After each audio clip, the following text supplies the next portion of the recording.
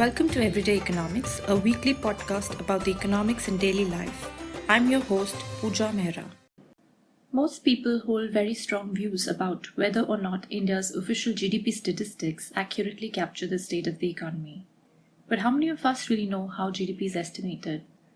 In my reporting career as a journalist, I've seen some very high-profile economists say that they don't fully understand the technicalities of GDP estimation because it isn't their specialization. In this week's episode of Everyday Economics, there isn't going to be a guest. Today's episode is about the complex nature of the Indian economy that makes it unlike other big economies in the world, and how this makes GDP estimation challenging. I will not talk about definitions and formulas or methodology for estimating GDP because lots has already been written about all of that, and it's all easily found on the internet. What I'm going to talk about today is GDP as we see it in everyday life.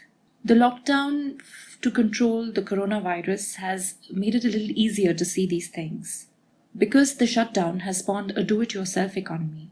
In fact, do-it-yourself is a close translation of Prime Minister Narendra Modi's call for Atmanirbhar Bharat.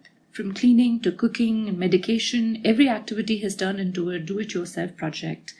And the growing library of bad hair accidents on the internet is a rare lighter side of the awful crisis, which also gives great insights into the functioning of the economy. Homebound people with no skills or practice in cutting hair, giving themselves a trim, can have funny outcomes.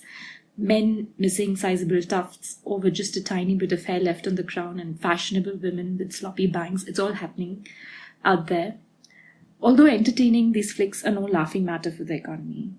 Each of the do-it-yourself haircuts represents lost income for a hairstylist, and that says a lot for the economy suffering due to the lockdown. The hairstyling industry is normally recession-proof. Even at the peak of the Great Recession after the Wall Street firm Lehman Brothers collapsed in 2008, the US economy lost more than 1 million jobs, but the US spas and saloons industry beat the downturn and added 75,000 jobs. Many market watchers watch the length of women's hair closely for telltale signs of the economy's health. Japanese researchers studied years of data on women's hairstyles in advanced countries and came up with a bellwether for the economy's health. They found that when economies do well, women wear their hair long, and when there is a slump, they keep it short. Another popular offbeat indicator of economic health is the hemline index that US economist George Taylor introduced in the 1920s.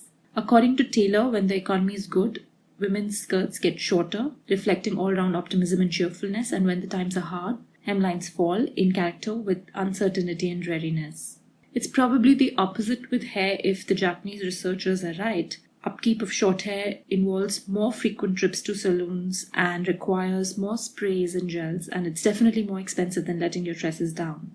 Fewer trips or more, everybody needs to see their hairstylist sooner or later, which often makes the hairstyling business a recession-proof industry. When even recession-proof industries have to shut down, as is the case right now, then that's a worrying indicator of how uniquely bleak the economy is. The hairstyling industry portrays India's complex economic structure quite well. Barbers under trees and by roadsides are part of the unorganized sector. Their incomes are typically unstable and depend on the number of days they work. They do not have the benefits of paid leave, minimum legal wage, pensions, etc. Their work conditions are harsh, often made tougher by bullies and rent seekers. There's also then the other category of the mom-and-pop saloons, which are less vulnerable and also part of the unorganized sector, as they're usually too small to register for income tax or GST. Unlike the upmarket chains with thousands of employees and hundreds of stores across the country, the hair care boutiques, every haircut adds to the economy's GDP.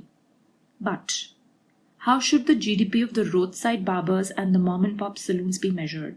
Unlike the organized sector hair care stores, there are no financial statements of roadside barbers and mom-and-pop saloons to be looked at. And so, the statisticians that estimate GDP use various extrapolation and survey-based techniques to find out the GDP generated in the unorganized sector. There's no knowing how accurate these might be. Just as they pose challenges for GDP estimation, the complexities also make policy making quite difficult. The hair care sector illustrates the pressing problem of how the government should decide to deliver relief in times of distress. A cut in corporate tax or GST on hair color, gels, etc., subsidies for the wage bill, etc., could be announced. But even if there were, only the organized industry will be able to take advantage of those measures. How should the government reach the barbers and the mom and pop stores which are outside the organized sector? The tax channel of delivering relief is ruled out. The individuals are unlikely to have pensions, scholarships, NREGA or PM Kisan accounts into which cash could be transferred. In fact, the government has very few delivery channels through which relief can be reached to this segment, other than through public distribution system and the ration card system. Another option is the Mudra loans, but sanction and transmission of those cannot be carried out urgently. The mom and pop stores can still at least be given relief on water and electricity user charges should governments decide, but the difficulty in reaching out to barbers will still remain a problem. Just like the barbers and mom and pop stores, there are scores of informal laborers across industries suffering due to the coronavirus crisis and the lockdowns, but they have no recourse to relief from government because of the nature of their work. Because of the nature of the structure of the economy. A universal social security system in which government could transfer income support could have helped them. Is the differentiated nature of the hair care industry a good thing though? It is if you look at it from the consumer's point of view, since they get to have a variety of options to pick from. Any number of barbers and mom and pop stores can start operations with small sums of money, which keeps a check on inflation in prices of hair trims. But rarely can they grow up to large size and scale up and improve their own quality of life. Irregular and low incomes from these odd jobs can buy food and basic necessities to keep off starvation, but quality education and vocational training for the children of these people remain unaffordable. They are normally not sustainable livelihoods or scalable businesses. If you look at the microeconomics of a barber shop, one share allows for a fixed number of clients. Client volume can fluctuate on a day-to-day basis, but there's a ceiling beyond which the maximum number of clients cannot rise, and therefore the income a chair can yield cannot increase. This is why successive generations fail to break out of the trap of low income, low security, informal labor. People that are not poor often do not understand these constraints. Why can't poor people work hard to break out of poverty is a common refrain. A minuscule number of gifted people study under street lamps and crack open opportunities for themselves.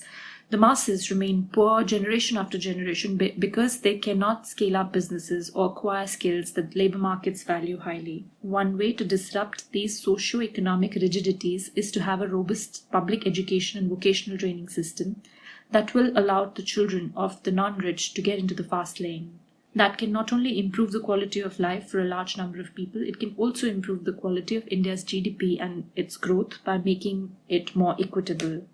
That brings me to the end of this episode. Usually at the end of every episode, I close with reading recommendations from the week's guest.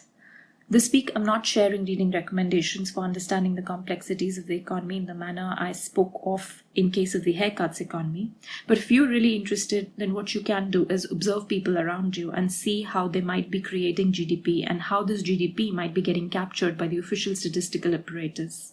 See if you can identify the touch points between the official system of policy measures and individuals. You can leave your observations and comments in the comments section, and I'm not promising anything, but we'll see if and when and how to follow up or respond to what you write in. Thank you.